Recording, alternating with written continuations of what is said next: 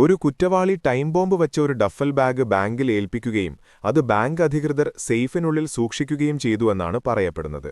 അർദ്ധരാത്രിയായപ്പോൾ bomb പൊട്ടിത്തെറിക്കുകയും safe തകരുകയും ചെയ്തു. എന്നാൽ അത്ഭുതകരമെന്നു പറയട്ടെ, അതിനുള്ളിലുണ്ടായിരുന്ന പണം ഒട്ടും നശിക്കാതെ സുരക്ഷിതമായിരുന്നു. ഈ കിംവദന്തി പരിശോധിക്കുന്നതിനായി ഒരു സംഘം 300 പൗണ്ട് ഭാരമുള്ള ഒരു ഉരുക്ക് സേഫ് വാങ്ങി. ഒരു ഡെമോളിഷൻ റേഞ്ചിൽ അവരൊരു വ്യാജ ബാങ്ക് സജ്ജീകരിച്ചു. സേഫിനുള്ളിൽ വ്യാജ നോട്ടുകൾ വെച്ചു. ഒരു ബ്രീഫ് കേസിനുള്ളിൽ 2 സ്റ്റിക്ക് നൈട്രോഗ്ലിസറിൻ സ്ഫോടകവസ്തുക്കൾ നിറച്ച് സേഫിനുള്ളിൽ വെച്ചു. എല്ലാം സജ്ജമായപ്പോൾ അവർ ബോംബ് പൊട്ടിച്ചു. സ്ഫോടനത്തിനു ശേഷം വ്യാജ നോട്ടുകൾ എല്ലായിടത്തും ചിതറിത്തെറിച്ചു.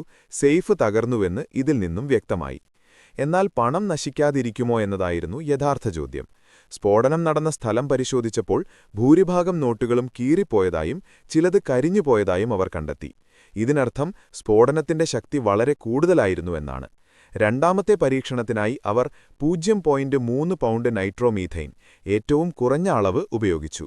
ഇത്രയും ചെറിയ അളവിലുള്ള സ്ഫോടകവസ്തു അത്രയും ബലമുള്ള ഒരു സേഫ് തകർക്കാൻ പര്യാപ്തമാകുമോ? എല്ലാം സജ്ജീകരിച്ച ശേഷം അവർ രണ്ടാമത്തെ സ്ഫോടനം നടത്തി. അത്ഭുതകരമെന്നു പറയട്ടെ, ഈ ചെറിയ സ്ഫോടനത്തിലും സേഫ് തകർന്നു. അതിലും അതിശയിപ്പിക്കുന്ന കാര്യം, മിക്ക നോട്ടുകളും കേടുപാടുകൾ കൂടാതെ ഇരുന്നു എന്നതാണ്. ഈ രീതി സാധ്യമാണെന്ന് തെളിഞ്ഞെങ്കിലും ഇതൊരിക്കലും ചെയ്യാൻ പാടുള്ളതല്ല. ബാങ്കിൽ സൂക്ഷിക്കാൻ നൽകുന്ന ഏതൊരു വസ്തുവും നിരോധിത സാധനങ്ങളില്ലെന്നുറപ്പുവരുത്താൻ പരിശോധിക്കേണ്ടതാണ്. അതുകൊണ്ട് നിങ്ങൾക്ക് പണമുണ്ടാക്കണമെന്നുണ്ടെങ്കിൽ ഇതേ രീതിയിലൂടെ ചെയ്താൽ മതി.